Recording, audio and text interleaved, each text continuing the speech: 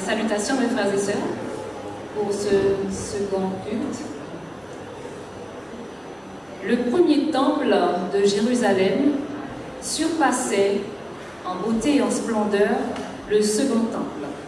Et pourtant, Dieu, à travers le prophète Agé, dit « La gloire de cette deuxième maison sera plus grande, car un astre sort de Jacob.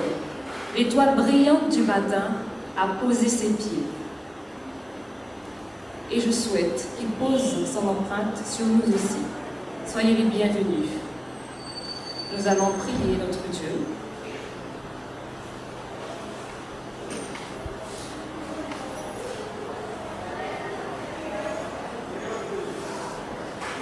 Notre Père, notre Dieu, toi qui es le maître de l'univers, Ebenezer, jusqu'ici tu nous as secourus.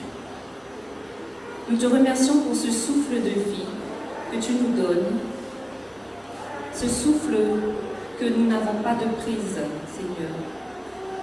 Et nous te remercions de prendre soin de notre corps, ce corps avec lequel nous voulons te rendre gloire, la louange, l'honneur qui t'est dû. Extirpe, s'il te plaît, le mal qui est en nous, afin que notre adoration soit totale. Ainsi, nous pourrons te louer, t'adorer entièrement. Nous te louons, nous te remercions et nous te prions au nom de Jésus-Christ et pour ta gloire. Amen.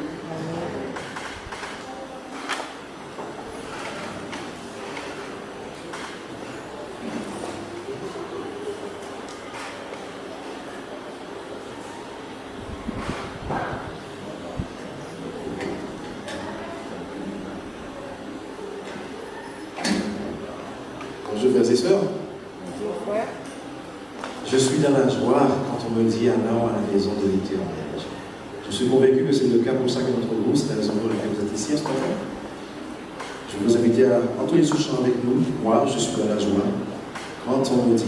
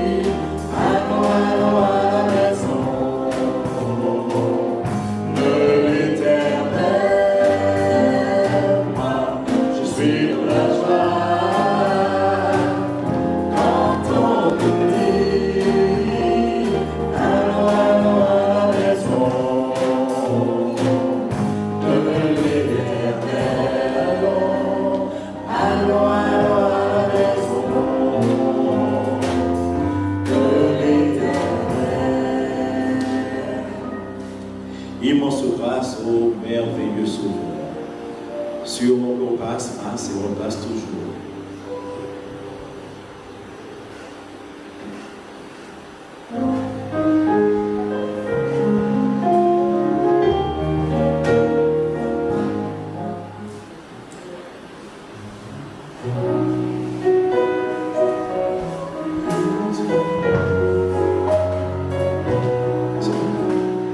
Immense grâce au merveilleux amour.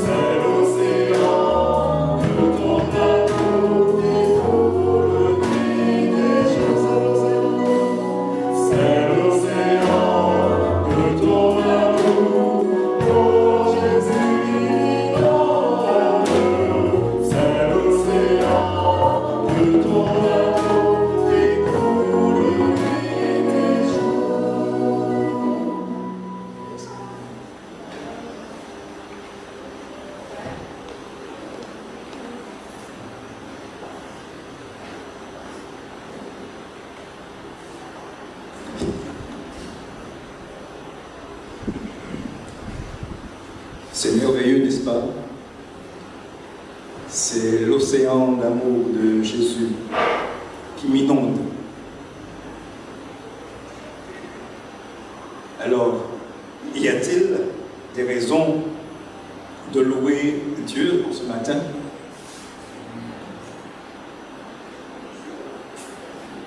Qui voudrait louer Dieu ce matin? Amen. Et qui aurait un témoignage ce matin pour louer le nom de l'Éternel?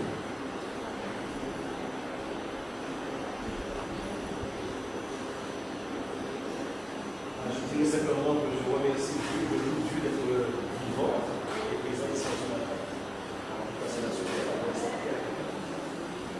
Amen.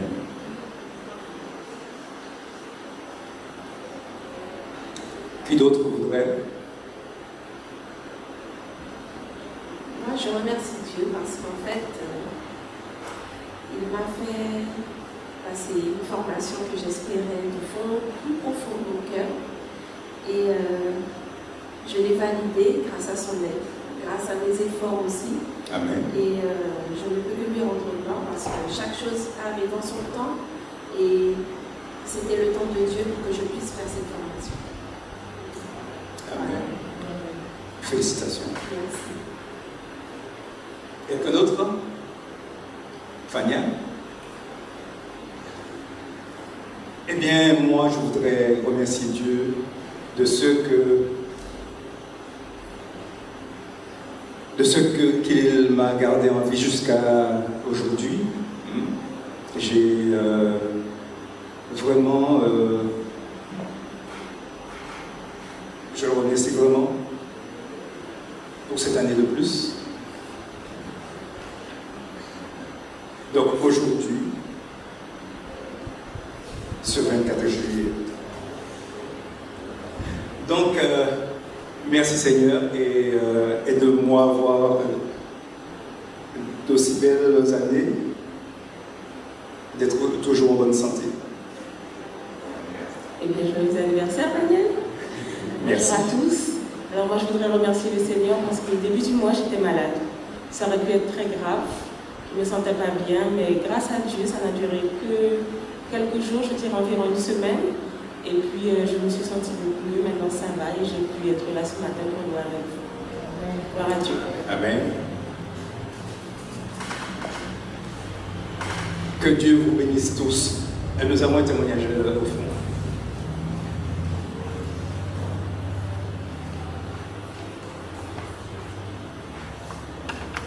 Je remercie Dieu ce matin pour ce qu'il a fait pour moi. Et aujourd'hui aussi, c'est un jour spécial pour moi parce que c'est l'anniversaire de ma petite fille Christelle. Eh bien, j'ai une jumelle. Joyeux anniversaire. Oui, avec un bon décalage. Je dis bonjour à tout le monde. Et je suis la sœur Marie-Carmel. C'est La sœur? La sœur Marie-Carmel. Marie-Carmel. Ah, Marie-Carmel. D'accord. J'ai visité l'église ce matin et j'ai dit merci au Seigneur du fait qu'il m'a gardé en vie et que je suis encore là. Merci Seigneur. Amen. Nous avons tous la possibilité, nous avons tous ce privilège de louer Dieu pour son grand amour. Dieu, il est réellement amour. Et si nous voulons voir comment l'amour de Dieu est grand, nous pouvons prendre cet exemple, l'exemple d'un nouveau-né qui dépend totalement de ceux qui l'entourent. Il n'est d'aucune aide financière, il n'est d'aucune aide physique à sa famille. C'est un bel exemple d'amour sans condition que celui d'une mère s'occupant jour et nuit de son nourrisson. Un nourrisson qui ne peut rien faire. un nourrisson qui ne rapporte rien. Un bébé, il ne pense pas à ce qu'il peut être offert pour gagner l'acceptation, pour gagner l'amour de sa mère. Mais malheureusement, nous vivons dans une société qui attribue du moins davantage de valeur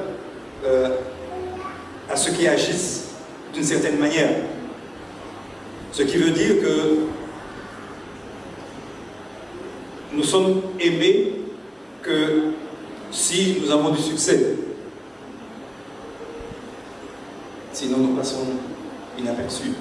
Ainsi, l'amour devient conditionnel. Et cela se duplique ainsi dans le domaine spirituel.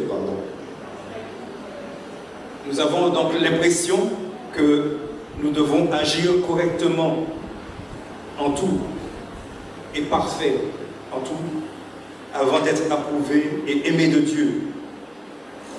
Nous irons jusqu'à accomplir de bonnes œuvres pour gagner l'amour et l'approbation de Dieu ou de la société. Mais ce verset nous montre,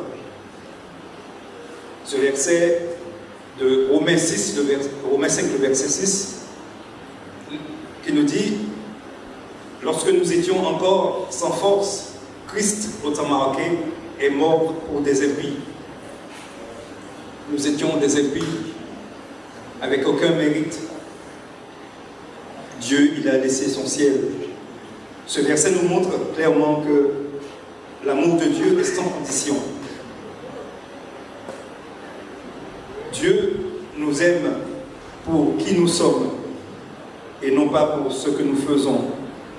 Il n'attend pas que nous atteignions la perfection. Il nous aime aujourd'hui totalement. La valeur du monde entier n'est ainsi qu'insignifiance comparée à la valeur d'une seule âme.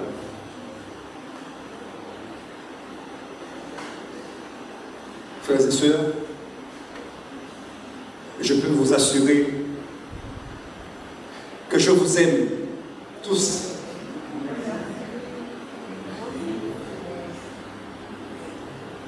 Oui, je vous aime. Mais Dieu, il vous aime encore 1000 fois plus. Il vous a créé à son image. Il a sacrifié son Fils pour vous, pour moi, pour chacun de nous. Nous avons une valeur inestimable aux yeux de Dieu.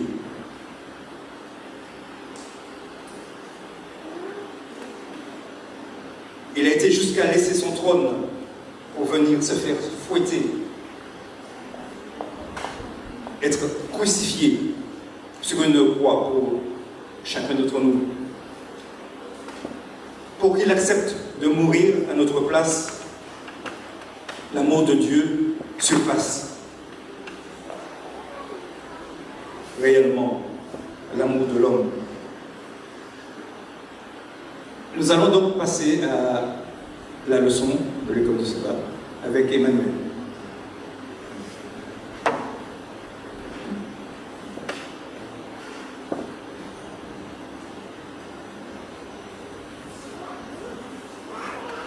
Merci.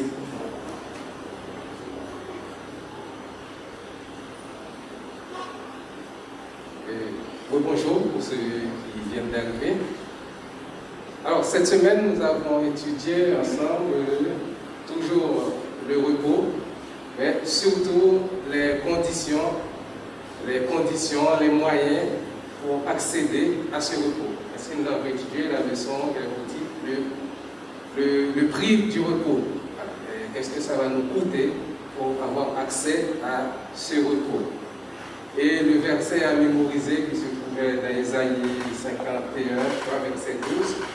« Ô Dieu, crée en moi un cœur pur, renouvelle en moi un esprit bien disposé. » Et pour illustrer cette belle leçon, on nous a raconté l'histoire du roi David une des épisodes du roi David et de la reine, et de Bethsaïda, qui était la femme d'un de ses officiers. Est-ce que quelqu'un peut nous raconter brièvement cet épisode qui est notre fil conducteur pour la leçon? Sinon, je vais raconter, on a 20 minutes pour faire la leçon, ce n'est pas beaucoup. Bon, en clair, David était chez lui, dans son palais, et avec, bien sûr, le palais se trouvait en hauteur et il pouvait apercevoir une belle femme qui se baignait. Il se trouvait que cette femme, c'était la femme d'un de ses officiers qui était en guerre. Il l'a fait appeler dans son palais et il a commis l'adultère avec elle. D'où la femme est tombée enceinte. Il a voulu trouver des stratagèmes pour camoufler un petit peu tout ça en appelant le soldat pour le faire venir et coucher avec sa femme pour ensuite faire passer l'enfant comme étant l'enfant du soldat en question. Ce que le soldat est bien sûr arrivé, mais n'a pas succombé à cette tentation. Il est resté fidèle. Il n'est pas allé chez cette femme. Ce qui a imposé que David a dû créer d'autres stratagèmes qui ont conduit à la mort du soldat, etc. Tout ça pour pouvoir essayer d'échapper, de trouver une solution à ce marasme dans lequel il s'est un petit peu embourbé. Donc, c'est en gros l'illustration qu'on nous a donnée pour parler de ce fameux repos. Ce qui fait suite à tout ça, David se trouvait très embêté. Donc, la leçon qui a pour titre le prix du repos. Donc, nous-mêmes aussi, nous vivons dans des époques troublées, soit par tout ce qui se passe, à côté de nous, ou ce qui se passe chez nous-mêmes, dans notre foyer, à l'église. Et tout comme David, nous cherchons toutes sortes de stratagèmes pour arriver à une solution à tout ceci. Parfois, moi, dans mon entourage, j'en connais qui pratiquent le yoga, d'autres qui vont s'initier à la méditation, d'autres, pour fuir tout ça, vont voyager, vont s'abandonner à la nature, etc. Certaines personnes se réfugient même dans les religions pour espérer trouver cette tranquillité. Donc, la question que je vais vous poser, c'est qu'est-ce que ça coûte effectivement, ou c'est quoi la marche à suivre pour accéder à ce fameux repos, ou cette tranquillité d'esprit à laquelle tout être humain ou tout individu aspire. Oui, Karen.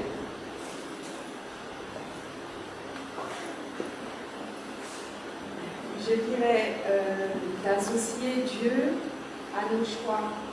Parce que quand tu as relaté l'histoire de David a fait un choix différent de ce qu'il devait faire. Il devait se trouver avec ses soldats. Il a fait le choix de rester et on a vu tout ce qu'il en a découlé. Et dans notre vie de tous les jours, j'ai ramené ça à nous. Ça peut nous arriver de faire des choix, peut-être une carrière professionnelle, sans consulter Dieu. Des fois, ça peut se passer bien, et des fois, il y a des embûches. Et là, on perd notre repos et notre tranquillité, parce qu'il vient de ces choix une succession d'épreuves. Donc, je pourrais dire que l'une des clés, c'est de faire partenariat avec Dieu, au moins pour nos choix. Tout à fait. Pour rebondir sur ce que Karine nous a dit, nous pouvons dire que, en fait, nous savons tout ça. Et David, lui, en tant que roi, il connaissait tout ça par cœur, il savait tout ça, mais pourtant, ça n'a pas empêché de chercher d'autres solutions et de partir à côté pour trouver une solution à lui-même. Ce qui nous arrive aussi bien souvent. Oui, moi, par exemple, David était avec lui, avec mais il a fallu d'un instant, d'un regard, donc on peut basculer comme la chose en vie, on peut basculer d'un moment à l'autre sans. Et après, une première chose, une deuxième chose, parce que si on va bien le soir, en une nuit, en une semaine, peut-être tout était très fort. Donc, ça peut aller très très vite. Alors, il faut être associé à Dieu, mais il faut être vraiment, ça demande beaucoup de vigilance, c'est quelque chose de tous les instants, quoi. De tous les instants. Tout à fait, ça peut basculer d'un moment à l'autre, mais ce n'est pas le fait de basculer qui m'intéresse, bien sûr, ça bascule, mais comment cela explique-t-il que tout en sachant tout ça, bon, ça bascule, mais bon, nous cherchons quand même des solutions pour essayer de trouver cette tranquillité, mais ailleurs. En fait, pour moi, l'idée, c'est de me dire qu'on peut présenter à Dieu cette problématique et être rassuré qu'il va gérer. Donc en fait, le laisser gérer. Et s'il s'agit d'un péché, lui demander pardon et accepter, savoir que Dieu nous a pardonné. Tout à fait. Alors, je pense qu'il faut qu'on ait à l'esprit une chose qui est claire, c'est que lorsque nous péchons, nos premiers réflexes, ce n'est pas d'aller vers Dieu. Naturellement, lorsque nous péchons, c'est plutôt de nous éloignons de Dieu. Et c'est dans notre caractère, c'est naturel chez nous, parce que ce péché-là reste une barrière entre Dieu et nous, qui fait que lorsque nous nous trouvons dans ces situations, notre premier réflexe, c'est pas d'aller demander pardon à Dieu. Donc, pensons-y que Dieu est toujours là, à l'écoute, et nous demande de venir à lui, quelle que soit notre situation, quels que soient nos problèmes, ce que nous traversons, de venir à lui, et que le repos, c'est lui. Il est le repos. Emmanuel, excuse-moi. Oui. C'est vrai que les enfants, quand on a été enfant, quand on a les enfants, quand ils font une erreur, effectivement, bien, dans nos souvenirs, quand on a été enfant et qu'on a fait une faute, on n'a pas vraiment été vers nos parents, c'est plutôt nos parents qui sont venus vers nous. Et donc c'est pour te dire, effectivement, l'étendre, non seulement notre réaction envers Dieu, mais avec les autres, quand on est en situation de faute, on a tendance à se cacher. Et le verset à mémoriser qui dit « Créons-nous un cœur pur, renouvellons-nous un esprit bien disposé », c'est que Dieu puisse vraiment changer notre état d'esprit pour qu'on puisse être plus rapproché de lui que de ce que nous sommes censés faire d'une manière générale, obéissant lui. Tout à fait. Alors, la leçon nous parle de prix du repos. Dès qu'il s'agit de prix, on voit il faut monnayer quelque chose, soit en échange ou de façon lucrative. Et quand on parle de prix, le prix du repos, il s'agit de quoi exactement? Combien coûte le repos? Pour avoir ce repos auquel nous aspirons, qu'est-ce que ça nous coûte, quoi? C'est le titre de la leçon, le prix du repos. On parle voilà, qu'est-ce qu'il faut en échange pour avoir ce repos? Est-ce que c'est gratuit? Est-ce qu'il faut donner quelque chose en échange? Voilà, c'est quoi exactement ce prix? Ça nécessite au moins la reconnaissance de la faute, reconnaître la faute, et puis se confesser. Ça c'est un prix parce que on voit bien dans la prière de David dans Psaume 51 comment c'est douloureux pour lui de reconnaître sa culpabilité et puis les conséquences, d'assumer les conséquences de son acte. Donc pécher, forcément, même si Dieu nous pardonne, il faut aussi savoir que ce n'est pas sans conséquences. Et les conséquences peuvent être douloureuses. Je crois que c'est dans ce sens-là qu'on parle de prix de la paix, parce que il faut venir à Dieu, mais c'est un prix. C'est une démarche qui n'est pas simple, c'est une démarche qui est douloureuse. Oui, je suis d'accord aussi. Mais je serais aussi tenté de dire que quand il s'agit du prix du repos, que ce repos, Dieu nous l'offre gratuit. Dieu nous l'offre gratuit. Je serais plutôt tenté de dire que ce repos, que Dieu nous l'offre et que c'est gratuit. Mais qui dit gratuit, ça ne signifie pas qu'il n'y a rien à faire, à fournir comme effort pour l'avoir. Je voulais dire que pour moi, le prix du repos, c'est la mort de Jésus. Et le péché de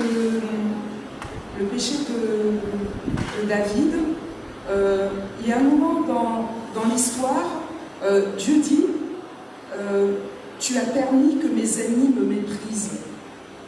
Et je crois qu'il faut resituer le péché de David et nos péchés à l'histoire de cette terre, le conflit cosmique. Que quand nous, on pêche, on méprise, on permet à ce que les ennemis de Dieu soient méprisés.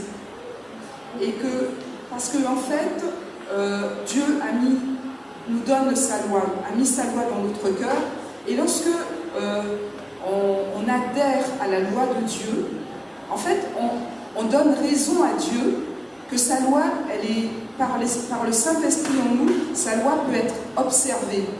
Et que quand nous péchons, nous donnons raison à Satan pour dire que sa loi ne peut pas être observée. Donc en fait, quand on pêche, en fait, on donne raison à Satan. Et je pense que c'était douloureux pour David de venir à Dieu. En fait, c'est le poids de son péché qui est sur lui. Et que, en fait, nous aussi, on devrait être un peu dans le même état d'esprit que David. Je suis tout à fait d'accord. C'est-à-dire, le prix, Jésus-Christ a payé le prix. Et effectivement, puisqu'il a payé le prix, nous, on n'a rien à payer pour ça. C'est pourquoi il nous dit, venez à moi, vous tous qui êtes fatigués, chargés, je vous donnerai du repos. Il dit aussi, si vos péchés sont rouges comme le cramoisi, ils deviendront blancs comme la neige. Tout ce que nous avons à faire, c'est de venir à lui et nous décharger sur lui de toutes ces fardeaux. Et effectivement, le piège à éviter dans tout ceci, c'est que le diable a tendance à nous faire croire que nous sommes trop pécheurs, que nos péchés sont trop immondes ou affreux pour que Dieu nous les pardonne. C'est l'un des pièges. Et l'autre piège consiste à dire, bon voilà, Jésus, il est là, il est prêt à pardonner, il est toujours prêt à pardonner, donc allez-y quoi. Vous aurez toujours le temps de revenir et demander pardon, puisqu'il est prêt à pardonner à tous ceux qui viennent pour demander pardon. Évitez de tomber dans ces deux pièges-là. Oui, Frère Déterminé. Oui, le problème, c'est que maintenant, parmi ceux qui nous entourent, il y a des suppôts de l'ennemi de Satan. Dieu nous fait comprendre qu'il a compassion de nous, il nous pardonne. Mais ceux qui vivent autour de nous, nos frères et sœurs, souvent ils nous rappellent nos fautes. Alors ils veulent dire par là que toi tu n'as jamais été pardonné. C'est ça le problème. Voilà. Mais en tout cas, nous avons pu voir dans la leçon pour arriver vers ce repos. Par exemple, pour ceux qui ont été un petit peu plus loin dans la leçon, nous voyons un peu plus loin, Dieu va dire que David c'est l'homme selon son cœur. Malgré le fait que c'était un adultère, un meurtrier, un voleur, un assassin, mais il a tout transgressé, Dieu va dire que c'était l'homme selon son cœur. Donc pour arriver à ce repos, il a fallu qu'il passe par un cheminement. Et oui. Oui, j'avais dit que Dieu déclare que David est l'homme selon son cœur, parce que David s'est humilié. Il est humilié, il a cherché le pardon auprès de Dieu. Tout à fait, c'est là que je voulais.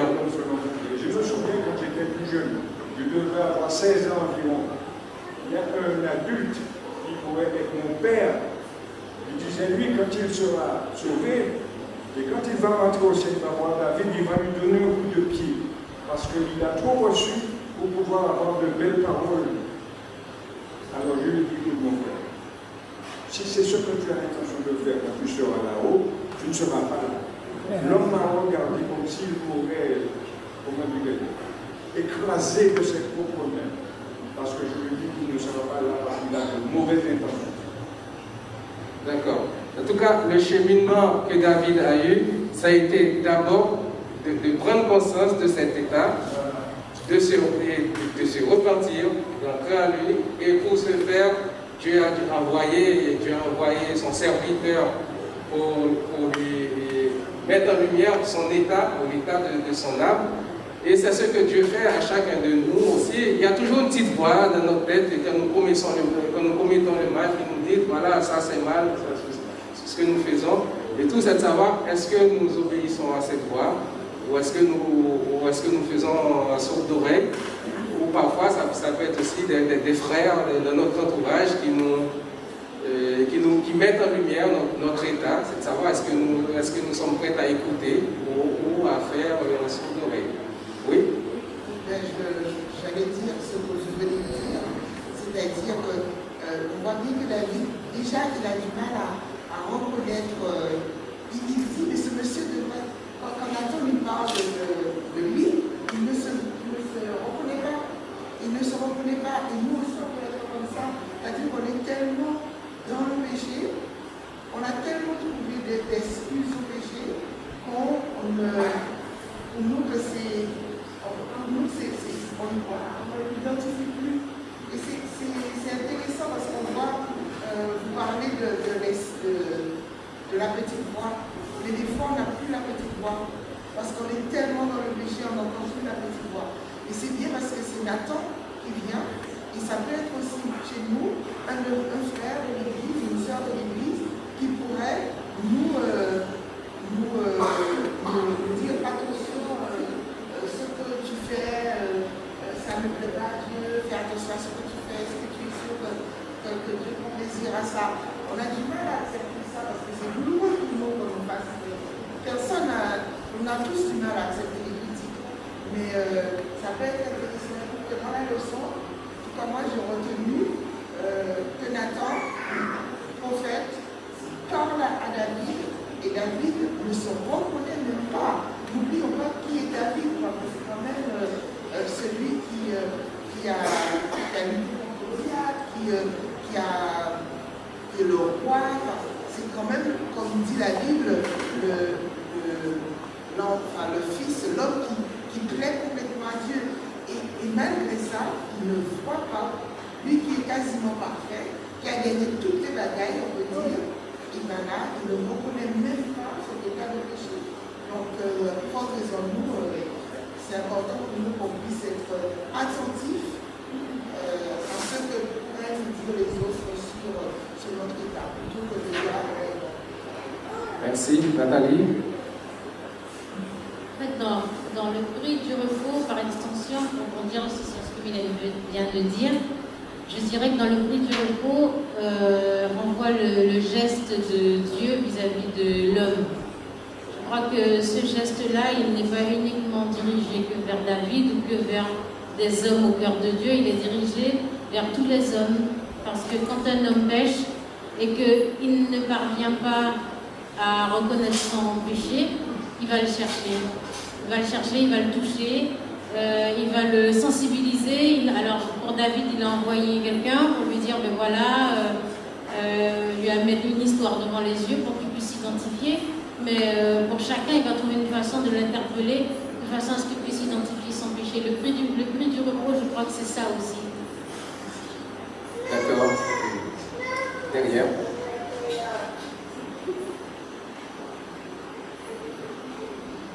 Pour citer le texte auquel nous faisons référence, dans 2 Samuel 12, au verset 7, et Nathan dit à David, tu es cet homme-là. Ainsi parle l'Éternel, le Dieu d'Israël. Donc lorsque Nathan vient parler à David, David sait que la parole vient de l'Éternel. Donc il entend sa parole. C'est pas n'importe qui, c'est un prophète qui vient lui parler. Voilà. En fait, c'est pour nous dire que parfois, oui, nous pouvons entendre des petites voix, mais comment s'assurer que cette petite voix est bien celle qui vient de Dieu? Ici, nous ne sommes pas dans ce cas. David sait que c'est l'Éternel qui lui parle à travers son prophète. D'accord. Même si nous n'avons pas forcément besoin de prophètes pour venir nous parler de la part de Dieu, ce que Dieu veut, c'est que Dieu nous demande d'analyser nos vies en fonction de sa loi, en fonction de la conformité avec sa loi. Et quand nous rentrons dans cette réflexion, la Servante du Seigneur nous dit que ça doit nous rendre profondément tristes en considérant nos actions, mais du point de vue de Dieu. Et à partir de cette considération, le changement complet devait se produire afin que nous commencions à vivre en harmonie avec Dieu et avec son enseignement. En tout cas, en ce qui nous concerne en tant que chrétiens, là nous avons surtout vu ce qui concerne le repos, mais surtout le repos de l'esprit quand nous sommes en conflit, surtout avec nous-mêmes et avec notre conscience. Mais en tant que chrétiens, notre but, voire même notre ADN, notre destinée, c'est d'être persécuté, c'est pas d'être de tout repos, c'est de traverser des conflits et de subir un peu de persécution. Et ce que Dieu nous demande, c'est de nous décharger, de ne pas nous inquiéter, comme dans Philippiens il dit, ne vous inquiétez de rien, mais en toute chose, faites connaître vos besoins à Dieu par des prières et des supplications avec des actions de grâce. Et la paix de Dieu qui surpasse toute intelligence gardera vos cœurs et vos pensées. Et c'est dans cette situation que nous avons pu constater pas mal de personnages illustres de la Bible, malgré des situations extrêmes, se trouvaient quand même dans une certaine tranquillité, dans un certain calme. Ce fut le cas des compagnons de Daniel, dans la fournaise, qui chantaient alors qu'on les jetait au feu, de Jean, de Paul, quand on les jetait dans prison. Et au lieu de se lamenter et d'être triste, ils chantaient, voire même Étienne, qui souriait pendant qu'on les lapidait. Donc, c'est la prière pour vous et pour moi, d'expérimenter tout ceci afin d'avoir accès à ce repos que Dieu nous promet et qui est gratuit. Bonne semaine.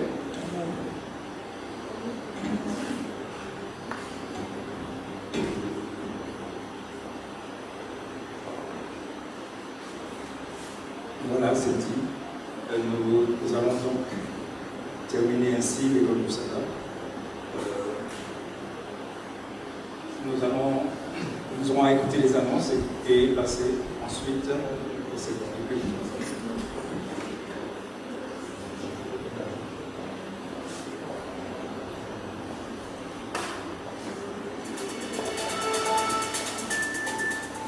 Bulletin d'information adventiste.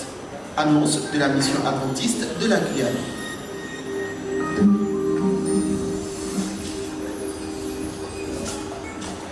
Administration. Le conseil d'administration a voté le remaniement du corps pastoral. À partir du 1er septembre 2021, les affectations seront les suivantes. Coordinateur de la zone de l'Ouest, Dolce Mario. Référent Elim Péniel et centre missionnaire des Malgaches, Dolce Mario. Référent Paddock Marie Passoula et aumônier de l'école La Persévérance, Léaco Daniel. Pour le centre littoral, coordinateur Pierre Wichis. Référent Sinaï, Bethany, Bethel et centre missionnaire de Matiti, Pierre Wichis. Centre Est, coordinateur Jean-Marie Zavi. Référent Jardin d'Éden et Saint-Georges, Jean-Marie Zavi. Pour la Grande Cayenne, coordinateur Tony Gély. Référent Montseigneurie et Salem, Tony Gély. Référent Ebenezer et Éphèse, Florestal, Jude. Référent Moria, centre de missionnaires hispanophones et Sion, Capricorne, Patrice et Suleiman, Elfina. Référent Bethesda, Maranatha, Aura et Philadelphie, Libert, Alain et stagiaire Elisme, Edwin. Référent Amandier et Eden Church, Florentin, Pierre Mouret. Aumônier de l'école La Persévérance, département de famille et délices de la vie, Florentin, Katia. Voici les horaires de bureau de la mission durant les mois de juillet et août. Lundi, mardi et jeudi de 8h30 à 14h. Mercredi et vendredi de 8h30 à 13h. La librairie des délices de la vie sera ouverte durant les mois de juillet et août, du lundi au vendredi de 9h à 14h. Plateforme Esdras. La plateforme en ligne esdras7.org est de nouveau fonctionnelle. Découvrez sa nouvelle présentation et recevez votre reçu instantanément. C'est un moyen simple, rapide et sécurisé si vous désirez faire un don, dîme ou offrande à l'église de votre choix ou encore soutenir les institutions RJB, Secours Adventiste, etc. Retrouvez le lien sur le site adventistguyane.org ou tapez directement esdras7.org dans la barre de recherche. École La Persévérance. Vous avez un enfant à scolariser en CM1 pour l'année scolaire 2021-2022. L'école La Persévérance de Cayenne a une offre spéciale à vous faire. Contactez-nous vite au 05 94 30 06 78. Les écoles La Persévérance de Cayenne et de Saint-Laurent recherchent des jeunes âgés de 16 à 25 ans pour des contrats de service civique pour la rentrée scolaire 2021-2022. Vous pouvez postuler à l'adresse de l'école de Cayenne et de Saint-Laurent par mail à école.lapersévérance@orange.fr, par courrier au 39 rue Schellcher 97 300 Cayenne. Pour toute information, contactez le 05 94 30 06 78. L'école La Persévérance de Saint-Laurent recrute pour l'année scolaire 2021-2022 3 enseignants ou enseignantes. Ces personnes doivent être titulaires du Master 1 au minimum. Pour tout acte de candidature, contactez-les par mail à école.la-persévérance@wanadoo.fr, par courrier au 46 rue Simon, BP 14 97 393 Saint-Laurent du Maroni. Et pour toute information, contactez-les au 05 94 34 15 12. L'école La Persévérance de Saint-Laurent recherche un agent d'entretien pour la rentrée de septembre 2021. Contactez-nous au 06 94 91 17 25 ou par mail à école.la-persévérance@wanadoo.fr. Communication. Les grandes finales du concours biblique sur les psaumes approchent. Le département de la jeunesse adventiste t'invite à retenir ces dates. Zone de l'Ouest, le 28 août 2021. Zone du littoral, le 4 septembre 2021. Cayenne, le 11 septembre 2021. Et la grande finale de la mission adventiste de la Guyane française, le 18 septembre 2021. De nombreux lots attractifs seront à gagner pour ces différentes finales. Prépare-toi et parle-en autour de toi. Département santé. J'optimise ma santé. Venez découvrir les principes d'une santé optimale avec nos intervenants autour des thèmes suivants. Le Covid-19, variant, transmission, vaccination. Où en est-on aujourd'hui, le mercredi 28 juillet 2021, avec Claude Flamand, sur Zoom à 19h. L'identifiant est 933 6048 5286. Il n'y a pas de mot de passe. Jeunesse adventiste.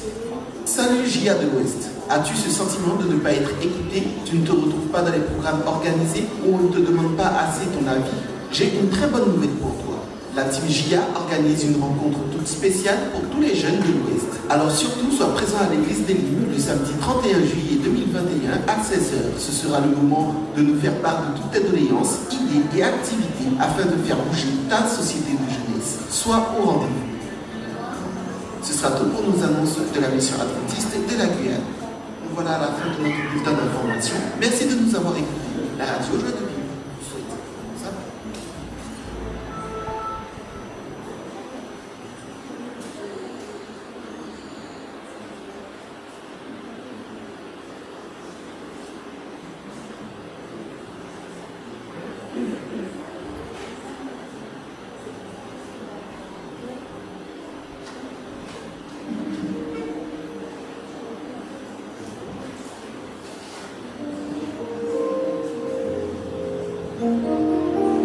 Bonjour frères et sœurs, comment allez-vous? Ça va? Je vois une tête, deux têtes qui bougent. Vous pouvez lever la main s'il vous plaît? Merci, content de voir votre monde avec vous. Surtout une bienvenue. Sentez-vous à l'aise dans la maison du Seigneur. Je vais vous inviter à vous mettre debout. Nous allons entendre le chant de début du culte. Nous voici dans le lieu saint.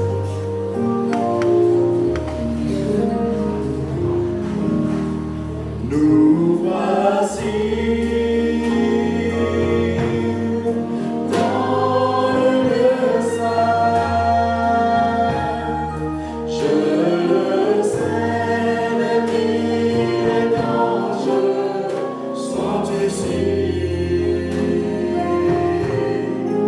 Adore.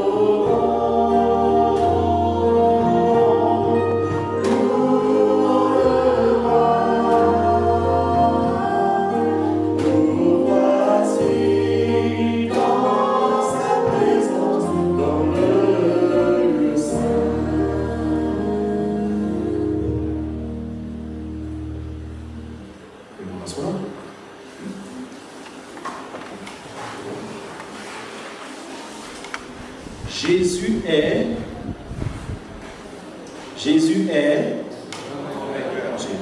le grand vainqueur.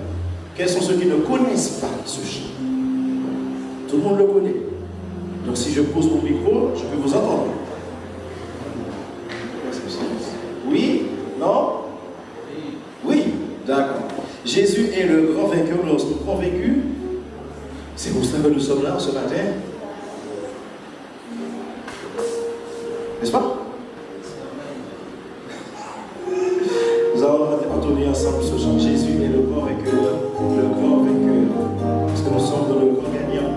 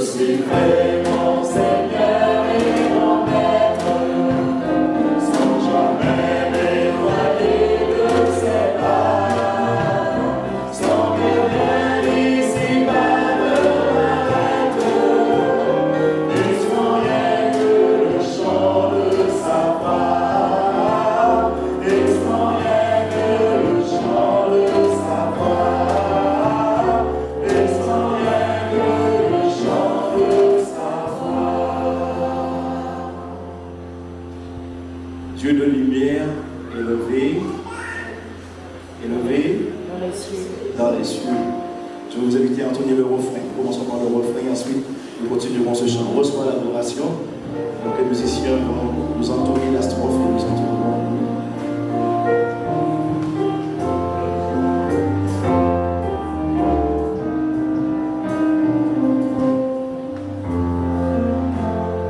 Reçois l'adoration.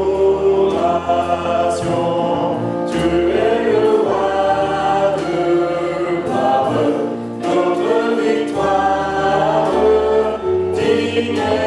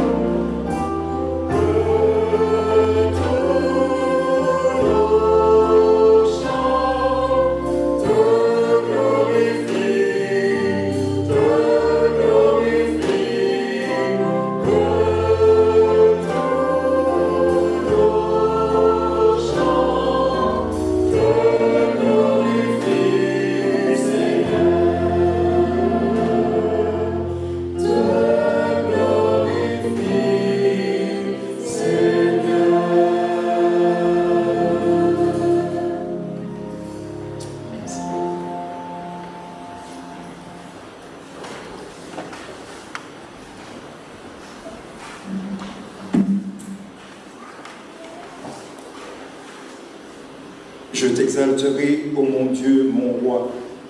Je bénirai ton nom à toujours et à perpétuité. Chaque jour, je te bénirai et je célébrerai ton nom à toujours et à perpétuité. L'Éternel est grand et très digne de louange, et sa grandeur est insondable. Je dirai la splendeur glorieuse de ta majesté. Je chanterai tes merveilles et je raconterai ta grandeur. L'Éternel est miséricordieux et compatissant, lent à la colère et plein de bonté. Prosternons-nous pour la prière.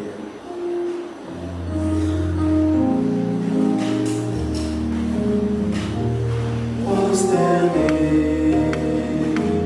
devant toi, remplis-nous de ta présence, accepte nos hommages, viens Seigneur, console-nous.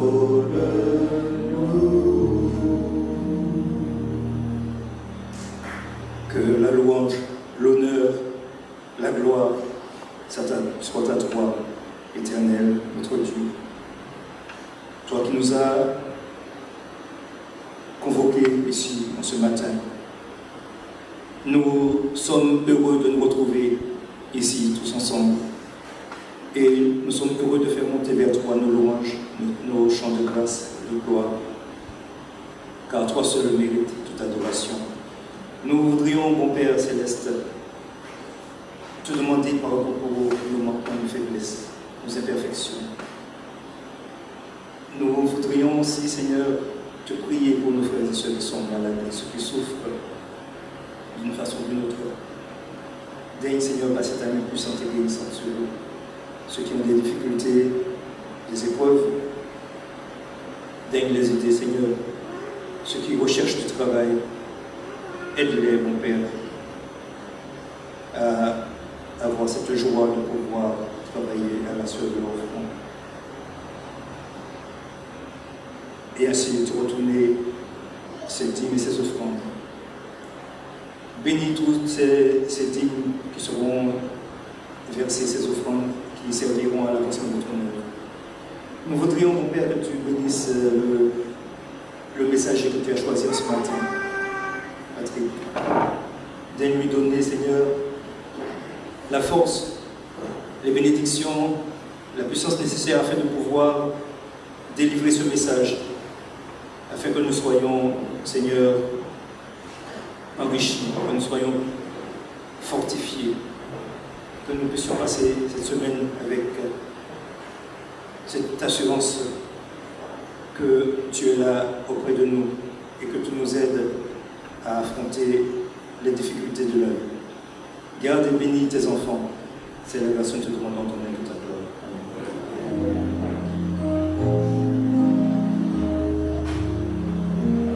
Prosterné devant toi, remplis-nous de ta présence, accepte nos hommages, viens Seigneur, console-nous.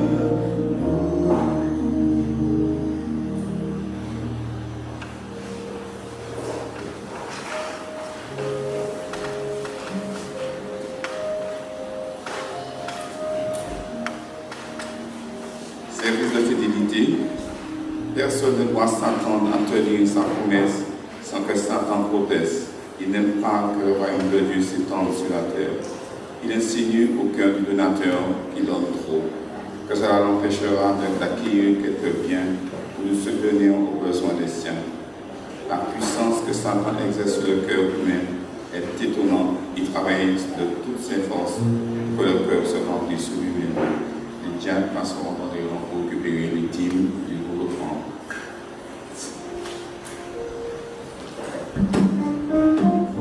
On va contrôler la chanson.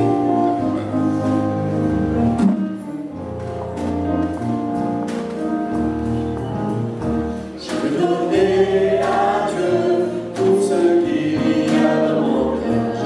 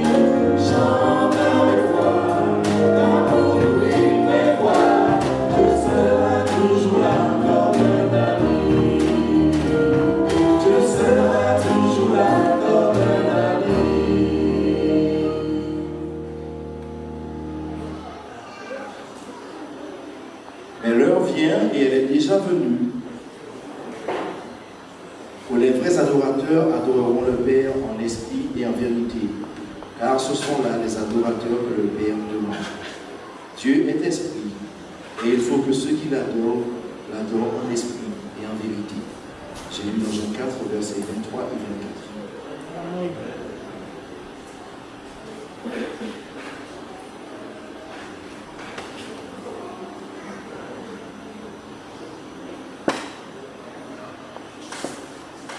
Bonjour à vous tous, frères et sœurs, amis visiteurs. Je remercie les chantres de nous avoir si bien introduits dans l'adoration de notre Dieu. En ce jour, nous avons fait une halte bénie et je veux croire que nous sommes chacun venus chercher le repos, la paix pour nos âmes, venus chercher notre Dieu, nous rapprocher de lui, chercher sa présence.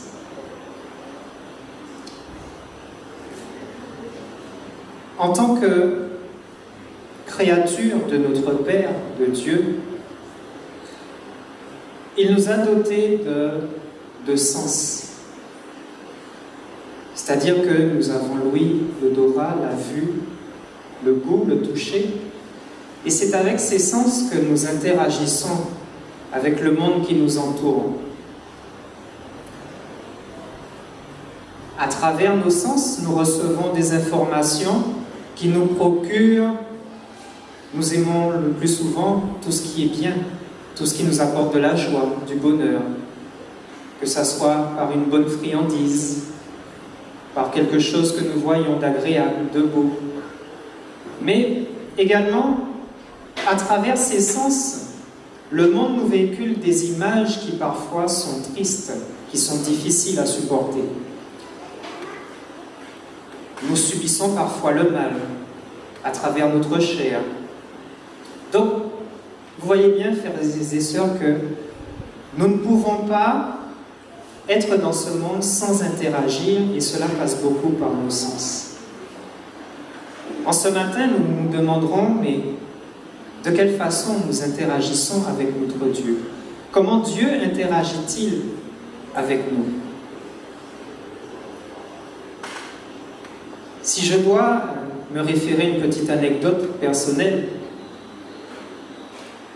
un jour j'ai demandé à Dieu, mais manifeste-toi, j'aimerais bien aussi témoigner pour toi, comme le font tous mes frères et sœurs. Puisque Dieu se manifeste de nous d'une façon ou d'une autre. La façon dont il agit avec moi n'est pas celle qu'il utilisera pour agir avec vous, pour vous parler. Eh bien, lorsque Dieu m'a répondu, l'expérience que j'ai faite, ma prière suivante a été: Seigneur, je n'ai pas besoin que tu me manifestes autant. J'ai compris. Ça me suffit, je crois.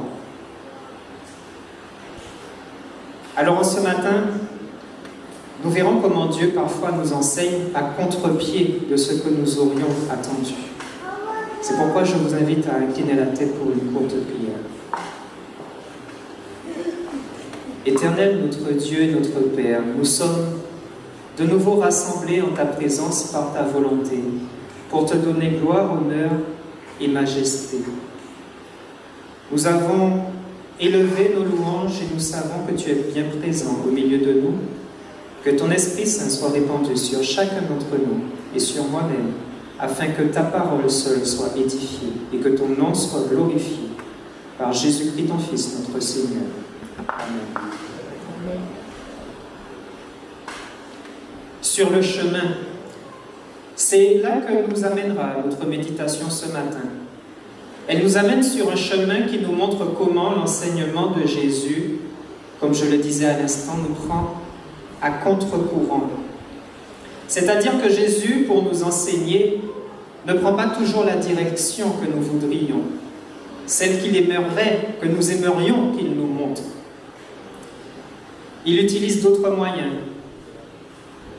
Et les moyens qu'il emploie avec nous ne sont pas ceux auxquels, forcément, nous nous attendions.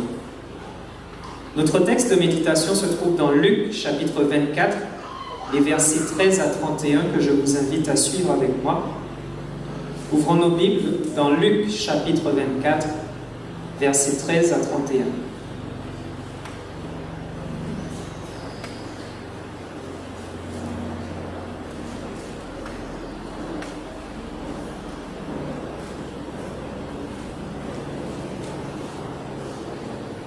Et nous lisons. Voici ce même jour, il est question du troisième jour, le jour où Christ est ressuscité. Jésus est venu sur terre, il a vécu, il a été crucifié, il est mort, il a été mis au tombeau, il s'est reposé le temps d'un sabbat. Et le lendemain, le premier jour de la semaine, il est ressuscité. Et c'est à ce jour que nous sommes. Dans ce même jour, 2 disciples allaient à un village nommé Emmaüs, éloigné de Jérusalem de 60 stades. Et ils s'entretenaient de tout ce qui s'était passé. Pendant qu'ils parlaient et discutaient, Jésus s'approcha et fit route avec eux. Mais leurs yeux étaient empêchés de le reconnaître. Il leur dit: « De quoi vous entretenez-vous en marchant ?» Et ils s'arrêtèrent, l'air attristés. L'un d'eux, nommé Cléopas, lui répondit: « Es-tu le seul qui, séjournant à Jérusalem, ne sache pas ce qui est arrivé ces jours-ci ?» « Quoi ?» leur dit-il. Et ils lui répondirent: « Ce qui est arrivé au sujet de Jésus de Nazareth, qui était un prophète puissant en œuvre et en parole devant Dieu et devant tout le peuple. Et comment les principaux sacrificateurs et nos magistrats l'ont livré pour le faire condamner à mort et l'ont crucifié. Nous espérions que ce serait lui qui délivrerait Israël. Mais avec tout cela, voici le 3e jour que ces choses se sont passées. Il est vrai que quelques femmes d'entre nous nous ont fort étonnés, s'étant rendues de grand matin au sépulcre. Et n'ayant pas trouvé son corps, elles sont venues dire que des anges leur sont apparus et ont annoncé qu'il est vivant. Quelques-uns de ceux qui étaient avec nous sont allés au sépulcre et ils ont trouvé les choses comme les femmes l'avaient dit, mais ils ne l'ont point vu. Alors Jésus leur dit: « Ô hommes sans intelligence, et dont le cœur est lent à croire tout ce qu'ont dit les prophètes, ne fallait-il pas que le Christ souffre ces choses et qu'il entre dans sa gloire ?» Et commençant par Moïse et par tous les prophètes, il leur expliqua dans toutes les Écritures ce qui le concernait.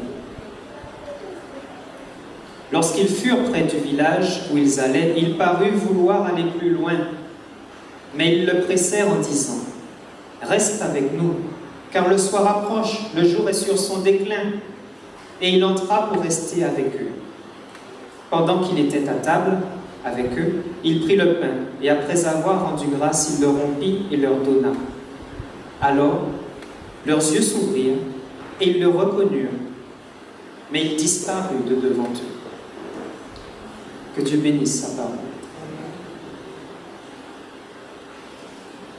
Sur le chemin de notre vie, sur le chemin d'Emmaüs, voyons verset 15. Pendant qu'ils parlaient et discutaient, Jésus s'approcha et fit route avec eux.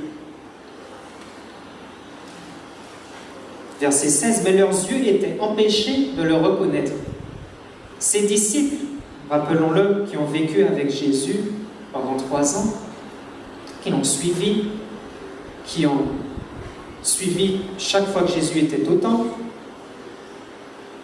voilà que Jésus s'approche d'eux et ils ne le reconnaissent pas. Est-ce ainsi que Jésus s'approche de nous et que nous ne le reconnaissons pas? Jésus vient incognito dans nos vies. Jésus ne vient pas forcément par de grandes manifestations, mais il s'approche de nous, incognito.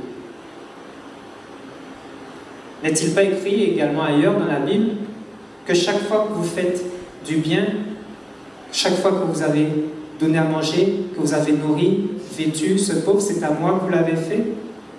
Jésus est présent dans nos vies, mais nous ne le voyons pas toujours. Il est écrit dans Romains 14, verset 11, « Je suis vivant, dit le Seigneur, tout genou fléchira devant moi et toute langue donnera gloire à Dieu. » Oui, le Seigneur est bien vivant dans nos vies, même si nous ne le voyons pas toujours. Poursuivons notre lecture dans Luc chapitre 24 et nous sommes maintenant au verset 27. Et commençant par Moïse et par tous les prophètes, il leur expliqua dans toutes les Écritures ce qui le concernait. Sur le chemin de notre vie, Jésus veut que nous comprenions les Écritures. Il s'approche incognito, mais de quoi va-t-il nous parler? De sa parole. Il veut que nous croyions en sa parole. Et il nous ouvre les yeux, c'est-à-dire qu'il ouvre notre intelligence au moment venu. Ça, nous le voyons dans Luc, chapitre 9, verset 45, où il est écrit ceci. Jésus leur annonçait sa mort. Mais les disciples ne comprenaient pas cette parole. Elle était voilée pour eux, afin qu'ils n'en eussent pas le sens, et ils craignaient de l'interroger à ce sujet. Une fois de plus, Jésus a annoncé sa mort aux disciples, mais pourtant à ce moment précis, la parole était encore voilée. Leur intelligence n'était pas encore ouverte pour qu'ils puissent comprendre réellement ce que Jésus leur disait.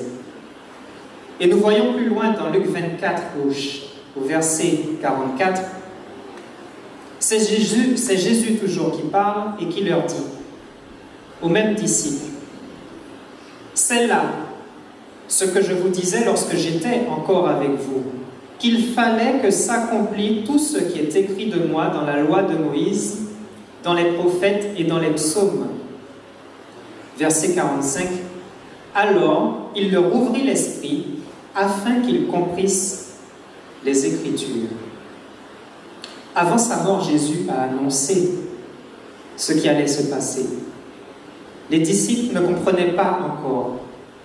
La parole était voilée. Lorsque Jésus est ressuscité, qu'il vient se présenter à eux, il leur dit, voilà ce qui était écrit dans les livres, voilà ce qu'ont raconté les prophètes. Et aujourd'hui, je vous ouvre l'esprit.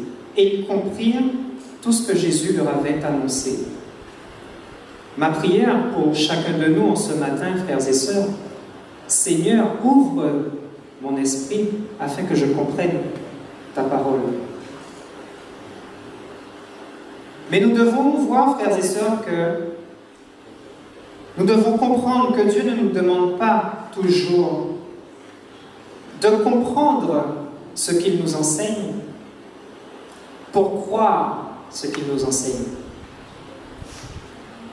Dieu nous demande de croire et il nous donne ensuite la compréhension. Dans tous les cas, dans le texte que nous voyons ce matin. Cela va à l'inverse de notre raisonnement d'aujourd'hui, n'est-ce pas? Aujourd'hui, si nous n'avons pas de garantie, comment allons-nous donner notre confiance à quelqu'un? Si nous ne le connaissons pas de toute sa vie, savoir si c'est quelqu'un ou quelqu'une de fiable, comment allons-nous nous engager avec cette personne? Eh bien, avec Dieu, il en va différemment. Dieu nous demande de croire en sa parole. C'est bien ce que confirme l'apôtre Pierre. Pierre nous dit dans son épître, le premier, 1 Pierre 1, chapitre 6, 1 Pierre chapitre 1 au verset 6, Pierre écrit ce qui suit. « C'est là ce qui fait votre joie. Quoique maintenant, puisqu'il faut que vous soyez attristés pour un peu de temps par diverses épreuves, afin que l'épreuve de votre foi, plus précieuse que l'or périssable, qui cependant est éprouvée par le feu, ait pour résultat la louange, la gloire et l'honneur lorsque Jésus-Christ apparaîtra. Lui que vous aimez sans l'avoir vu, en qui vous croyez sans le voir encore, vous réjouissant d'une joie ineffable et glorieuse, parce que vous obtiendrez le salut de vos âmes pour prix de votre foi. Vous avez bien compris que ce matin, c'est notre foi qui est interpellée. Nous croyons sans avoir vu, n'est-ce pas? Nous sommes comme dans le cas de ces disciples auxquels Pierre s'adresse. Il y en a qui n'ont pas connu Jésus, mais pourtant il leur dit, vous croyez sans avoir vu et vous avez cette espérance. Oui, parce que nous croyons et nous avons en plus les promesses que Dieu nous donne. Et la principale de ces promesses, celle qui fait notre joie aujourd'hui à chacun d'entre nous, quelle est-elle? Cette promesse, c'est celle qui a été faite à l'homme par Jésus-Christ, notre Seigneur, notre espérance vivante. Oui, qu'il est vivant, il est notre espérance pour cet héritage qu'il nous a promis et qui nous est réservé dans les cieux. C'est à ça que nous croyons, frères et sœurs. Mais vous me direz, mais alors les disciples qui marchaient avec Jésus, ils ne l'ont pas reconnu. Qu'est-ce qui fait obstacle? Qu'est-ce qui a pu faire obstacle à ces disciples pour qu'ils ne soient pas convaincus? Voyons dans Luc 24, et nous avançons maintenant au verset 24. Nous lisons ce qui suit. Quelques-uns de ceux qui étaient avec nous sont allés au sépulcre, et ils ont trouvé les choses comme les femmes l'avaient dit, mais ils ne l'ont point vu. Ces femmes dont il est question, ce sont aussi des disciples de Jésus. Il y avait Marie de Magdala. Elles ont vu les anges leur ont parlé.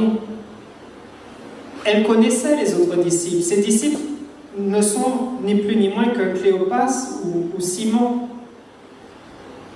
Pourquoi ne l'ont-ils pas fait confiance lorsqu'elles leur ont dit « Mais oui, nous avons vu les anges et ils nous ont dit Jésus est ressuscité ». Qu'est-il écrit? Ils sont retournés voir, ils ont constaté effectivement le tombeau vide, mais ils ne l'ont point vu. Ils cherchaient donc Jésus, mais ils ne l'ont point vu. Alors cet épisode me rappelle un autre texte que nous connaissons bien et qui fait référence à un autre disciple qui lui non plus n'a pas cru parce qu'il n'avait pas vu. Il s'agit, vous avez deviné,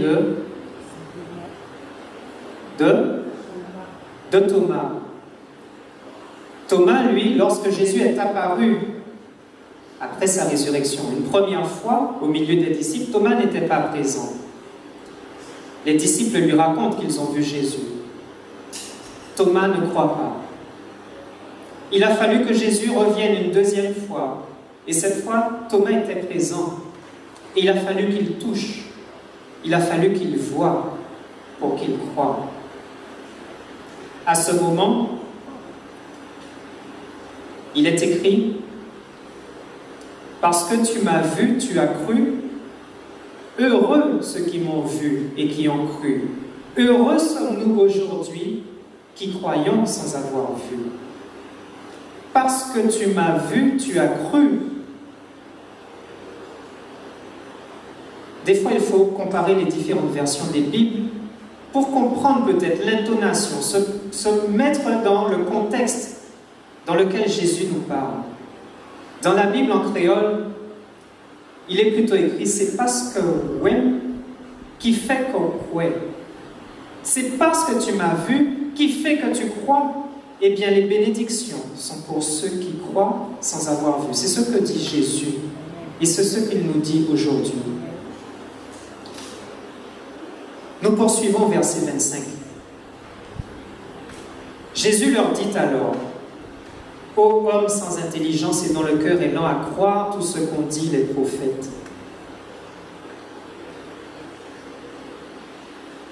Les disciples n'ont pas vu, mais ça ne suffit pas.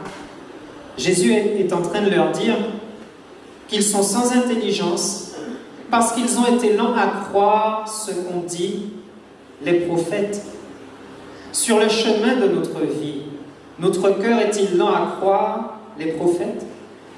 À réaliser que Les prophéties, par exemple, de Daniel, chapitre 2, se sont en partie réalisées aujourd'hui. L'histoire nous le montre. Et qu'il ne manque qu'une petite partie afin qu'elle soit terminée. Sommes-nous lents à croire, frères et sœurs, les prophéties de Daniel? Sommes-nous lents à croire que ce que nous voyons se dérouler sous nos yeux ne sont que le commencement des événements?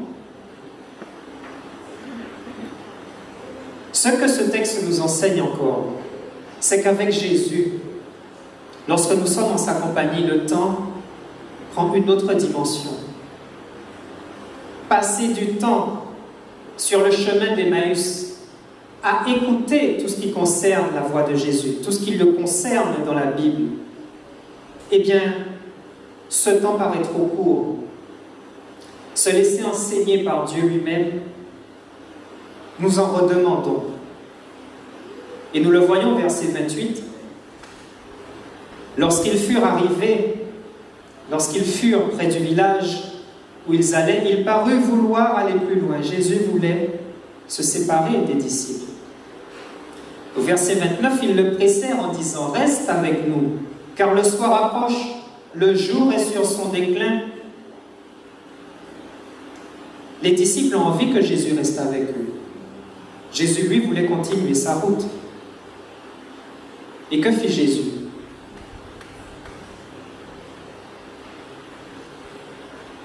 Est-ce que vous avez vos Bibles? Est-ce que vous me suivez? Jésus les quitta? J'entends oui. Il est écrit au verset 29, et il entra pour rester avec eux. C'est vrai, ces hommes ont marché environ 2h30 de temps avec Jésus, environ une douzaine de kilomètres, mais ils n'avaient pas envie de se séparer de Jésus. Et lorsqu'ils lui disent « Reste avec nous », Jésus ne les quitte pas. Jésus reste avec eux. Ce passage me rappelle un autre verset qui se trouve dans Jean 14, verset 23, où Jésus encore parle et dit « Si quelqu'un m'aime, il gardera ma parole, et mon Père l'aimera. Nous viendrons à lui, et nous ferons notre demeure chez lui. » Sur le chemin de notre vie, que devons-nous faire? Nous devons croire que Jésus nous aime. Nous devons croire en sa parole. Nous devons aimer Jésus, aimer Dieu, garder sa parole, et que notre foi ne s'appuie pas seulement sur ce que nous voyons manifester dans nos vies, ou ce que nous ne voyons pas manifester dans nos vies. Nous devons écouter la voix de Dieu qui parle à nos cœurs, et nous devons croire en cette promesse. Nous sommes presque à la fin de ce chemin puisque les disciples sont arrivés près de cette ville. Voyons donc ce qui se passe au verset 30. Et nous lisons. Pendant qu'il était à table avec eux, il prit le pain, et après avoir rendu grâce, il le rompit et leur donna. Alors leurs yeux s'ouvrirent et ils le reconnurent, mais il disparut de devant eux. Jésus disparut au moment où les disciples le reconnaissent, au moment où ils seraient prêts à l'embrasser, lui faire une accolade, satisfaire tous leurs sens, visuel, tactile, le sentir, eh bien Jésus les prive de ce privilège. Peut-être n'était-ce pas le plus important. Lorsque Jésus s'adresse à nous par sa parole, que faisons-nous? Apocalypse chapitre 3 verset 20 nous dit « Voici, je me tiens à la porte et je frappe.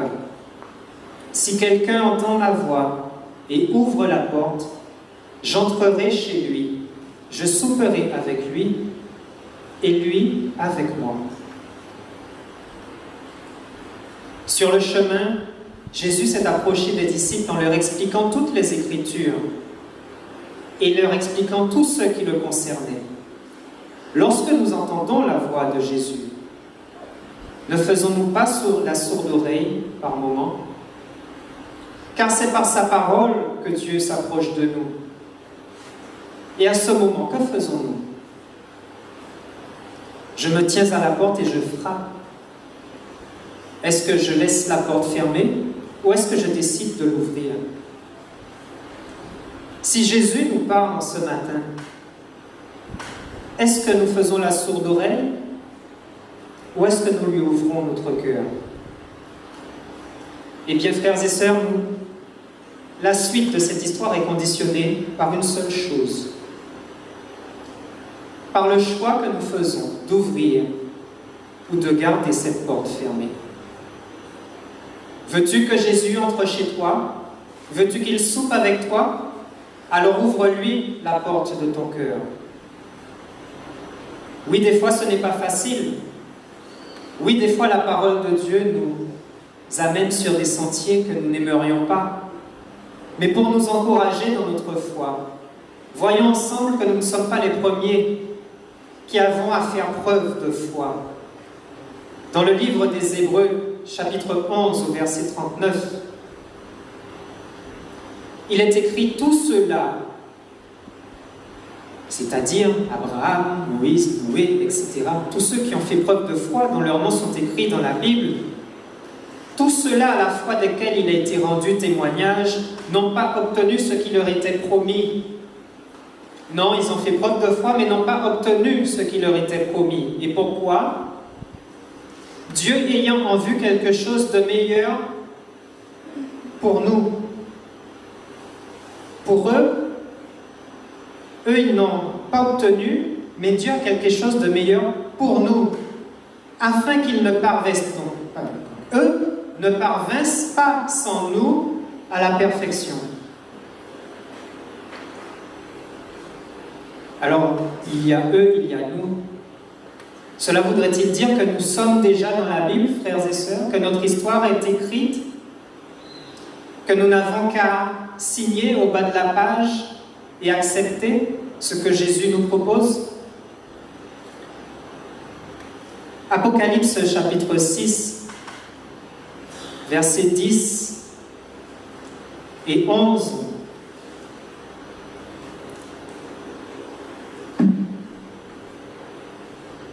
Il est écrit ceci: « Ils crièrent d'une voix forte en disant, « Jusqu'à quand, Maître saint et véritable, tarderas-tu à juger et à tirer vengeance de notre sang sur les habitants de la terre ?»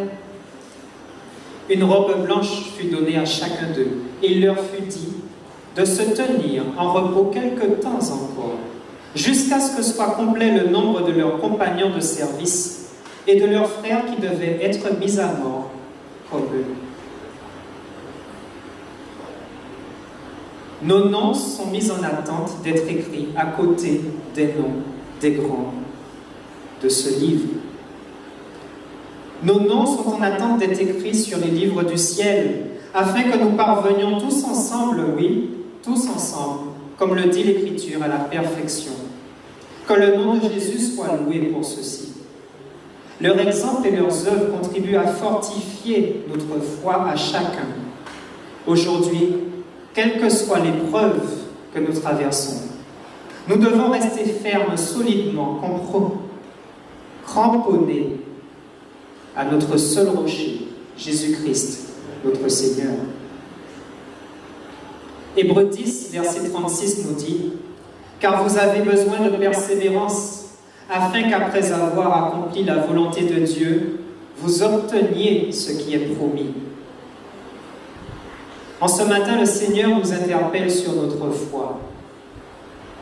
Les événements que nous connaissons aujourd'hui nous interpellent, soit par la peur, soit par l'angoisse, soit par l'inquiétude, soit par le questionnement, au niveau professionnel, au niveau santé, hygiène, au niveau liberté. Ce monde nous interpelle, mais le Seigneur nous demande de faire preuve de foi. il nous demande de faire preuve de persévérance.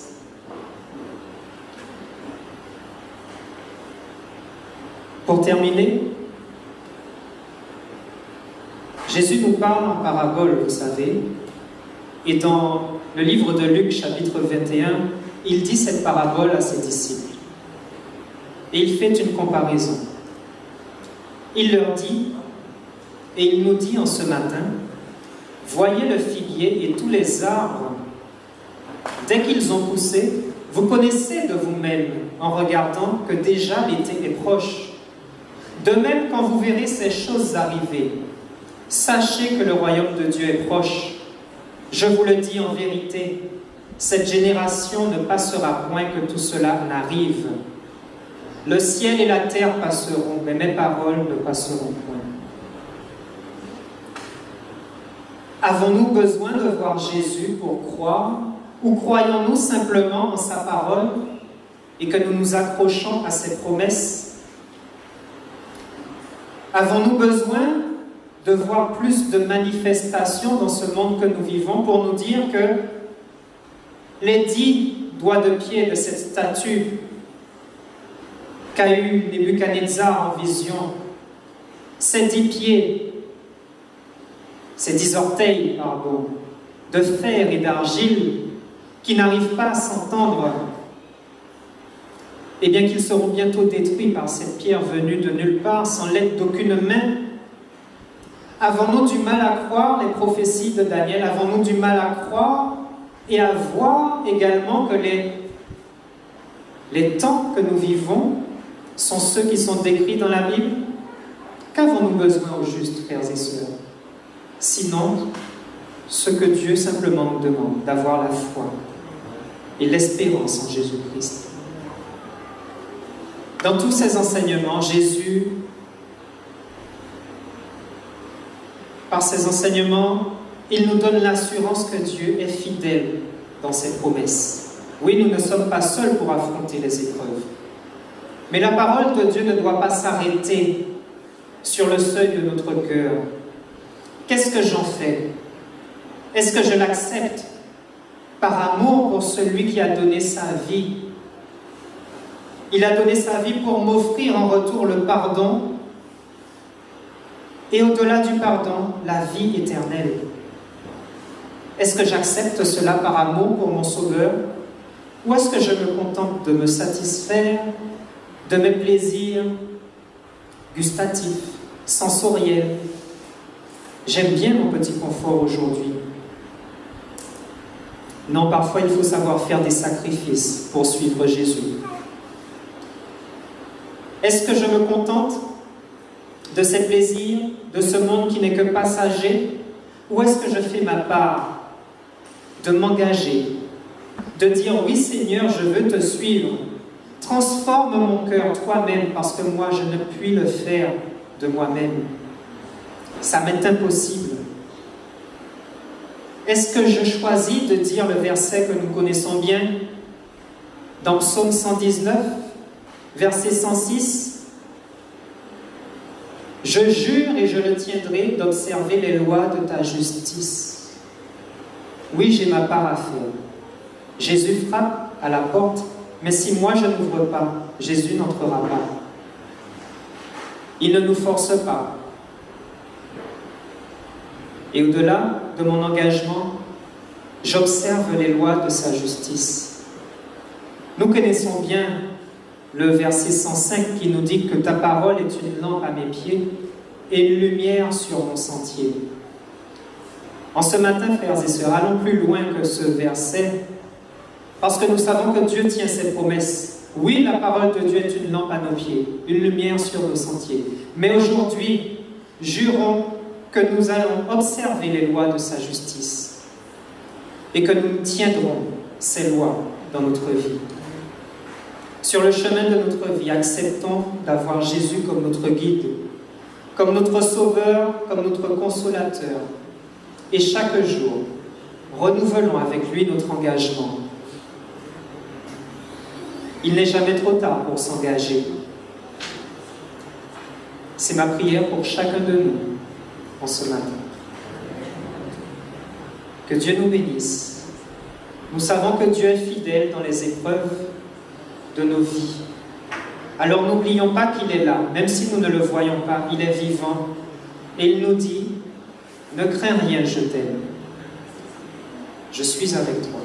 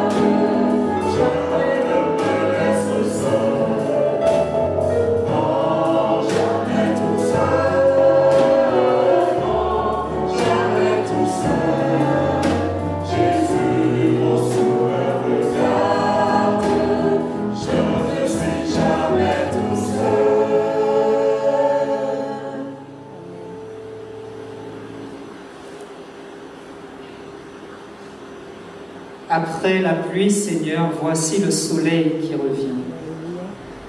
Que ton nom soit loué et exalté. Que nous puissions, Seigneur, reconnaître même dans ta création, ta présence au milieu de nous, à chaque heure, à chaque seconde.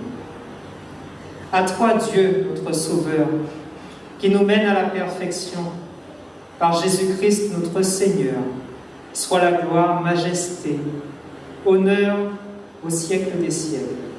Amen. Amen.